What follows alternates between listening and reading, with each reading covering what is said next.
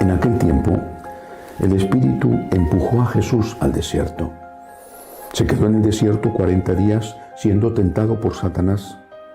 Vivía con las fieras y los ángeles le servían.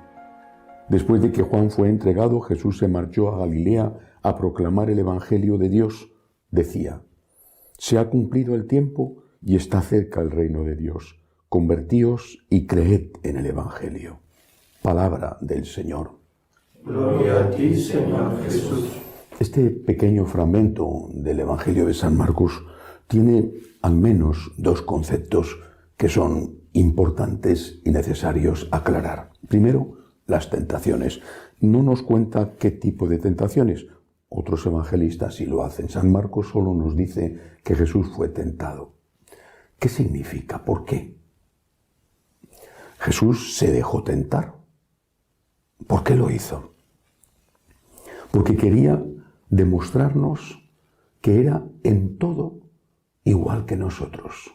Era un verdadero hombre. Nosotros no podemos evitar las tentaciones, o mejor dicho, no podemos evitar todas las tentaciones. Algunas sí, y debemos evitarlas, pero no podemos evitar todas. Si Jesús no hubiera pasado por esta prueba de la tentación, podríamos haber dicho: tú no cometiste pecado, pero porque nadie te invitó a cometer pecado. Jesús se dejó tentar para, repito, demostrarnos hasta qué punto era grande su amor por nosotros, hasta qué punto nos quería. En la carta a los Hebreos se dice que Cristo se hizo en todo igual a nosotros, menos en el pecado. En todo, en la tentación también, menos en el pecado. Sin embargo, San Pablo, en la segunda carta a los Corintios, hace una afirmación que puede dar pie a alguna confusión, y algunos de hecho se confunden con ella. San Pablo dice: el que no cometió pecado, se hizo pecado. Es verdad que las traducciones son diferentes y que según la traducción esa frase de se hizo pecado puede significar una cosa u otra.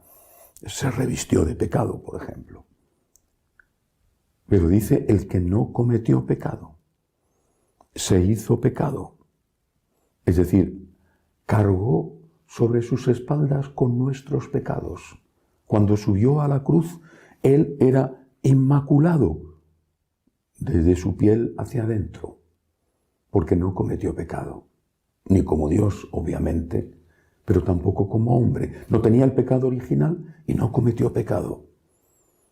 Pero desde su piel para afuera iba revestido con todos los pecados de la humanidad. Hasta ese punto llega el amor de Dios, de Cristo, por nosotros. Se deja tentar y carga con nuestros pecados para liberarnos de nuestros pecados. El que no cometió pecado se dejó tentar y cargó con nuestras culpas, con nuestros pecados. Luego, el segundo concepto es el concepto de conversión. Hay conceptos que son evidentes, pero otros, además de tener un significado evidente, tienen un significado más profundo que hay que analizar. Convertirse significa cambiar de estado, ¿no? Por ejemplo, el agua se convierte en hielo. Bueno, sigue siendo H2O, pero ahora es en forma cristalina. Bueno, convertirse significa volver a algo, volver al bien o volver al mal. Uno se puede convertir en un violento, por ejemplo, por los motivos que sea. Esta persona era pacífica, pero se ha convertido en una persona agresiva. ¿Qué significa convertirse? ¿Qué significa para Jesús convertirse? Cuando dice que predicaba el Evangelio y decía que había que convertirse, ¿qué quería decir el Señor? Convertirse significa volver al origen, a un origen doble. El origen de nuestros primeros padres. Cuando en el paraíso, antes de cometer el primer pecado, vivían en confianza, en intimidad, en confianza con Dios y en obediencia. No comáis del fruto del árbol de la ciencia del bien y del mal. Y no comían. hasta que fueron tentados y cayeron en la tentación.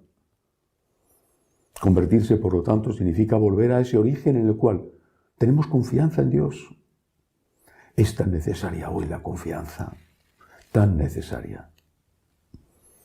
Las personas que están en los hospitales, que quizá no saben si van a vivir o morir, sus familiares que están fuera llenos de angustia, los que no tienen trabajo, los que tienen que huir de su patria, los que ven cómo la democracia en su país se desmorona, tantos que asisten al terrible espectáculo sin poder evitarlo de la degeneración de sus hijos o de su propio matrimonio, y nos sentimos tan solos. Tenemos que convertirnos.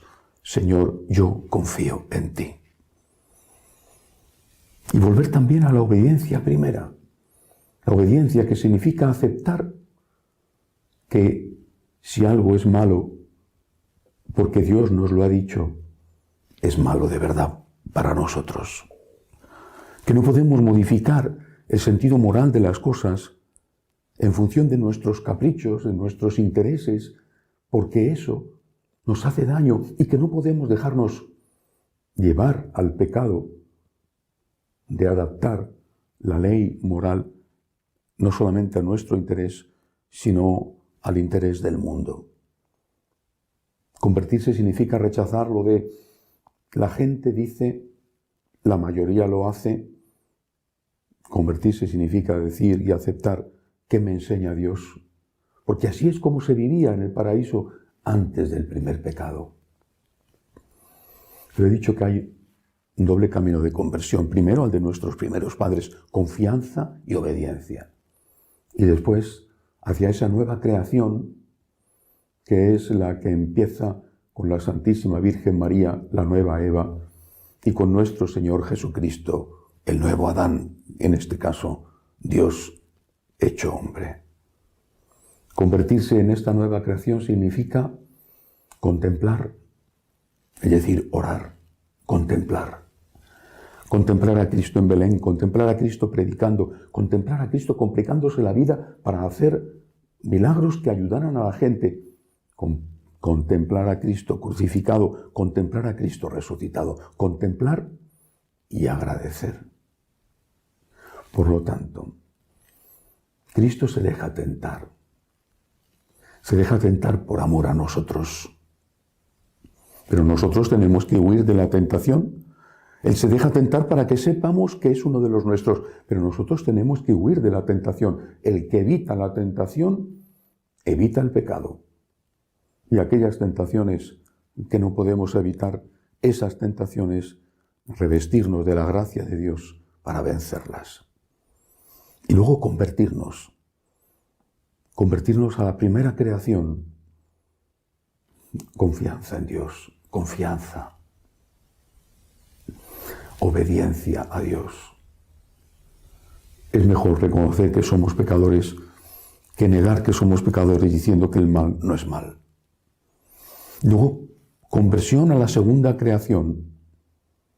Contemplación, oración, agradecimiento. Te miro a ti, Jesús, en Belén o en la cruz. Te miro a ti y te digo gracias. Y a pesar de que arrastro el peso de mis cadenas, de mis tentaciones y de mis pecados, de mi cuerpo, a pesar de eso, Señor, camino detrás de ti, porque eres tú el que rompes esas cadenas. Si hiciéramos esto, si en esta Cuaresma intentáramos hacer estas 4 cosas, confianza en Dios, confianza ciega, obediencia, oración, contemplación de Cristo crucificado y agradecimiento por su amor infinito, seguramente sería la mejor Cuaresma de nuestras vidas. Que así sea.